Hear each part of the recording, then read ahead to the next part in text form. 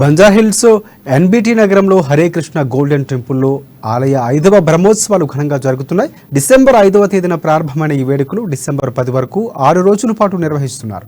ఉత్సవాల్లో భాగంగా 4వ రోజు స్వామివారికి ప్రత్యేక పూజలు నిర్వహించారు. ఉత్సవ మూర్తికి హోమాలు, అభిషేకాలు నిర్వహించారు. ప్రధానంగా నిర్వహించిన శ్రీ భూసమేత నరసింహస్వామివారి కళ్యాణ మహోత్సవం కన్నుల పండుగ సాగింది. ఈ కళ్యాణాన్ని తిలకించేందుకు భక్తులు పెద్ద సంఖ్యలో తరలివచ్చారు.